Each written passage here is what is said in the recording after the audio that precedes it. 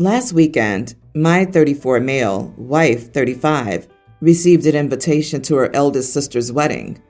The invitation states that she and our 3 children are invited, with no mention of me, e.g., 4 seats have been reserved in honor of wife, child, and child. I was insulted and thought my wife would agree that that was rude. However, after she spoke to her mother to clarify if I really wasn't invited, she said she was still planning to attend. I said it wouldn't be fair for her to go without me, and that I don't give my consent for my children to go without their father. She said that I'm being unreasonable, as her nieces and nephews would be there, and it was a big family event.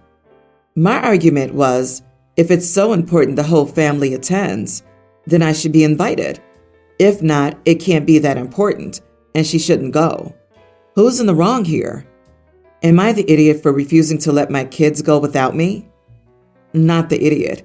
Common sense dictates that if you invite the wife to a family event, you invite the husband. You are married. Her family is now yours, and yours is also hers.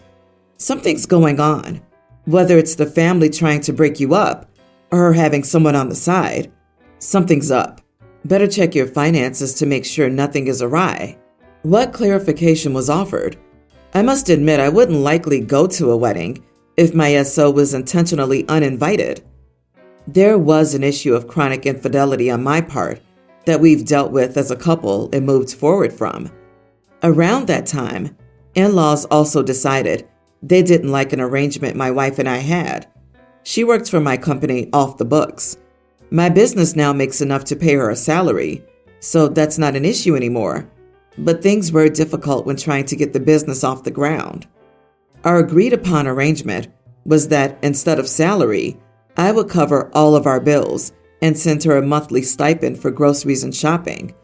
The infidelity was almost 10 years ago, and my wife and I have got past it and went on to have our 2 youngest children. And until this incident in 2020, the family had been willing to get along with me despite the infidelity, so that's irrelevant. The incident was with her sister and had nothing to do with me but her disrespecting an older family member. At the time, my wife and her brother agreed that she was out of line, but when the argument between her and I escalated and later the dust settled, everyone turned on me. My wife told me it was best to let sleeping dogs lie and she should keep me separate from her family. Otherwise, she and our kids wouldn't be welcome anymore. Her family punished me because I called out my wife's younger sister for causing drama. Before I could apologize, the whole family had blocked my number and told my wife to keep things separate going forward. They forced her to act like a single mother, just having to split holidays and Christmases with the kids between her family and me, rather than just swallow their pride and choose unity. Wait, wow. Wow, dude, you're a loser. Your wife must have horrible self-esteem to stay with you. Hope she takes the kids to the wedding and never comes back. She can certainly do better, and the kids would be better off without you too. Oh, I knew something was up. You don't invite your younger sister and her kids to your wedding and just leave the husband out for no reason at all. This was very much missing reasons. Chronic infidelity is a new one though. Not just cheating once, but chronic infidelity? Yeah, the family doesn't have to get over it just because his wife did. No way would I want him at my wedding. Agree. OP's a serial cheater, financial abuser, and controlling idiot. Gotcha. He's a piece of work. That's why he wasn't invited. The fact that OP hid all of this from the main story shows he knows he's an idiot, but wants everyone to side with him so he can show it to his wife and tell her she shouldn't go. You are the idiot, OP. This is called the consequences of your actions. You got your wife to move past it. Her family is not. I am so dumbfounded at how many people who ask questions leave out the major details of their being an idiot. Context is key, and this context shows OP is not a good person. I love how OP sweeps the cheating part away in a sentence, but focuses on the business aspect like that's the real problem here. It's actually a huge problem. When he says she was working for him off the books, he means she wasn't getting paid. Notice how he says it's his business, not theirs. That's a pretty big flag too. It's not just his, if she was putting in blood, sweat, and tears for free. Plus, was he cheating the whole time? Jesus. She was financially dependent on him, even though she was working. I wonder if that had anything to do with her decision to forgive him for cheating. I'm mad at him, and I've never even met him. Her family must hate everything he touches. Context: my boyfriend, 23, and I, 21 female, have been together on and off for 4 years. Each time we split up, it's mainly because he doesn't make an effort. I'm a simple woman. I just want him to play video games with me, take me to McDonald's here and there, watch movies, etc. We were okay for a while this time around, until he started playing World of Warcraft again. He runs a guild, and it takes up all of his time. If he isn't working, he's on that game. I have to book to see him a week in advance, when we live 5 minutes from each other. Now the problem here is that my birthday's coming up on Thursday. For the past 6 months, Wednesdays and Thursdays have been raid days, meaning he's unavailable, basically all day. I wanted to see him on Thursday, my birthday, as my mom would be working and I'm seeing the rest of my family Friday and Saturday. He said no to Thursday, but he wants me to cancel my plans on Friday to see him. Am I the idiot for not canceling my family plans and being annoyed he won't give up his game for 1 day out of the year? Edit: my family hates him, and the same for his family with me. We've both done some stupid stuff that has made our families feel that way. I mean, you're the idiot to yourself for continuing to date someone hoping they'll change when they've told you repeatedly over 4 years that they won't. Your expectations aren't unreasonable, and now that you know your boyfriend is not up to meeting them, you get to choose not to date him. This is really straightforward. It's pathetic that you've done the breakup, get back together thing more than once, if this is how he is. But I remember being 21 and also doing pathetic things in relationships, so I get it. Have more self-respect for yourself. Poor OP, you're a video widow. Why can't he just come with you to your family on Friday? Because the family doesn't like him. What a surprise. He's telling you his priorities. Why are you still with him? You are the idiot for thinking being a simple woman will get you what you want. He knows your standards are low and your expectations are non-existent because you let him walk all over them every time. End this relationship and go into therapy to form boundaries about how you will and will not accept being treated. This past weekend, my family went camping with a group of my wife's friends. There were 3 families there, 6 adults and 8 kids. We took our boat, and before we left, I told my wife that the only thing I ask is that I have time to go fishing at least once during the trip. I told her I'd take the kids tubing and take people on leisurely boat rides, but that I wanted to go fishing for at least one of the 3 nights we were there. When I say at night, I mean at night. The lake we were camping near is well known for its walleye fishing, and anyone who fishes for walleye knows that the best bites come before sunrise and after sunset, sometimes late into the night, especially during the summer. And after talking with a few locals, they said the nighttime bite has been very good recently. So I plan to spend days taking people out on the boat and at least one night head out and do some night fishing. The first 2 nights I didn't get a chance to go out fishing because the other families had game nights planned and my wife wanted me to participate. Think of family-based games where each family's a team. It was fun and I'm glad we did it. The kids ate it up. The morning of our last full day there, I told my wife I would be fishing that night, and she agreed. After dinner on the 3rd night, I started preparing to head out fishing. It was about 8 p.m. when I was just about to leave the dock. My wife came running over in a panic. Someone driving around on a golf cart hit one of her friend's family dogs. The dog didn't make it. She told me to come to help her talk with the kids about it because they were all very upset. I hung around for an hour or so and helped console the kids. Obviously, everyone was pretty shaken up by it.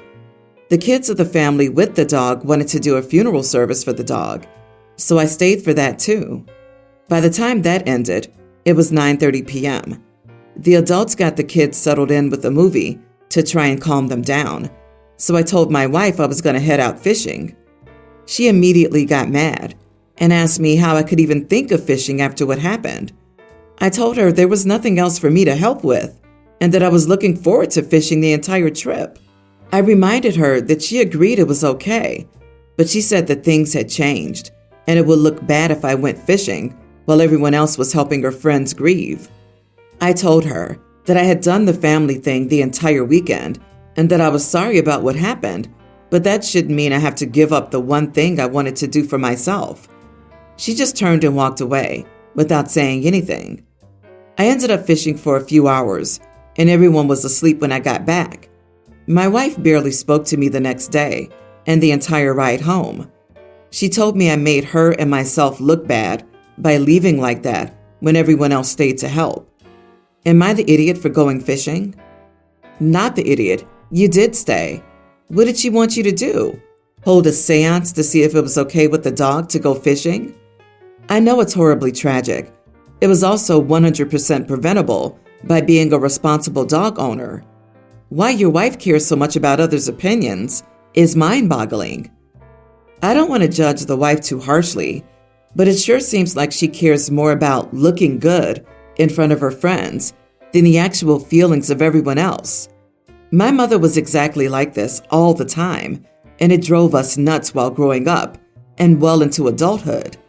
Everyone else's opinions were always more important, no matter what, even if we barely knew them.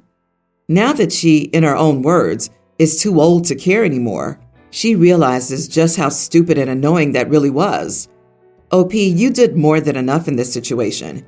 You stayed for most of the memorialization of the poor dog. There were plenty of people there. Always traumatic to lose a pet, but it wasn't your dog. But it was your holiday, which you wanted to make the most of. It's not fair or appropriate to force someone to put on some visual act of feigned grief. So I, nearly adult female, have this old school teacher who I'll call Mr. Miller. His first name is Stephen, which will become relevant later. He's in his late 50s and super strict, especially with the girls for some reason. He also has a special hatred for students who cut class. After some kids in my hour pulled a stunt earlier this year, they asked to go to the bathroom and didn't come back to class. He's had a policy that students can't take their bags to the bathroom. His rationale is that if students leave their bags behind, they'll have to return for them. As you can imagine, this rule frustrated the girls in the class. Unfortunately, as you probably know, often women's clothing doesn't have pockets large enough to fit a pad or tampon discreetly. I've just dealt with it by wearing bulky hoodies and putting my pads in the front pocket. Still, it's been really hot lately, and our school has bad quality AC, so I didn't wear one on Thursday. Anyway, about halfway through Mr. Miller's class, I raised my hand and asked to go to the bathroom. He said yes, and I stood up with my bag, hoping he wouldn't notice. He noticed. He reminded me, in that condescending way that older teachers talk down to teens, that I had to leave my bag in the classroom. I don't know how the exact convo went, but the following is the gist. Me, sorry, I need it. Mr. Miller, I don't care. I make the rules in this classroom. Please go to the bathroom without your backpack or sit down. Me, come on, please, I need my bag. Mr. Miller, all right, I'll bite. Why in the world could you possibly need your backpack? Me, now extremely frustrated and needing to pee really badly, shouted, because I need a pad to soak up the blood that comes out of my lady bits, Steve. I then stormed out, bag slung over my shoulder.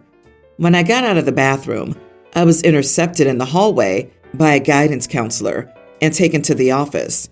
They called my parents and issued me a full week of after-school detention for use of graphic and vulgar language and unauthorized walkout. My mom negotiated it down to 2 sessions because I'm generally an excellent student, and it was my first offense of this nature. I talked to my sister about it, and she said I shouldn't have made a scene, that it was his classroom, and I should follow his rules. However, She also told me that I shouldn't have disrupted class like that and that I was making a mountain out of a molehill. Her words have me second-guessing my actions. So now I'm wondering, am I the idiot? Edit. Mr. Miller's policy applies to all bags, including pencil cases and small purses. You didn't use graphic or vulgar language, in my opinion. You stated exactly what happens in a female body. If your male teacher is too fragile to handle that, that's his problem, not yours. Absolutely not the idiot. I'd be going to the school biology teacher and asking why, if the terms are vulgar, they're teaching them, and if they aren't vulgar, why was I punished? Get one teacher on your side, and you might get them fighting for you behind the scenes. Exactly. Since when is human biology vulgar and offensive?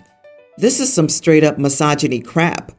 You need to go back to the school and ask them for a list of appropriate terms they'd like people to use to describe menstruation, and request that they post them in every classroom so students know what correct terms to use.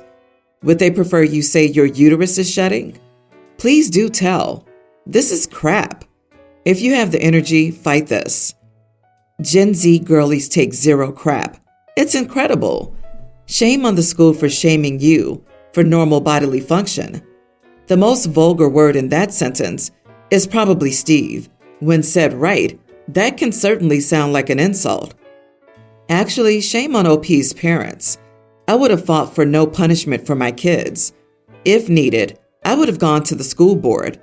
Any school Facebook pages? I would post there too. Your mom should have gone to bat for you instead of negotiating it down. I'm sure you aren't the only one being punished because of this misogynistic idiot. I'm 33, female, pregnant now with a baby boy. My husband and I are so excited. We tried for a few years and ended up going through IVF. We've chosen a baby name we love. It's not a unique name, I promise, a very standard name. We decided not to share the name with anyone until we gave birth. There are a few reasons for this. The name is significant to us. We don't want outside opinions.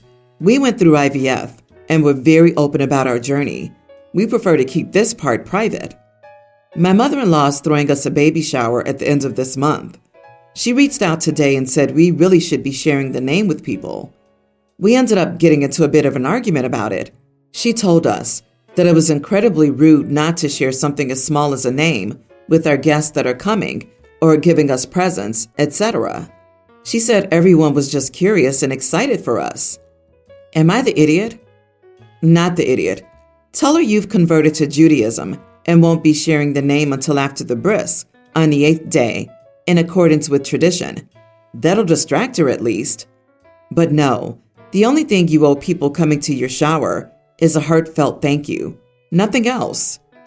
It was incredibly rude not to share something as small as a name. As small as a name? If it's that small, why is it incredibly rude not to share it? Does your mother-in-law even listen to herself? Don't share, OP, because you know that with that attitude, there will be comments. When we were pregnant, we decided that the third person to hear our daughter's name, after my husband and I, would be the daughter.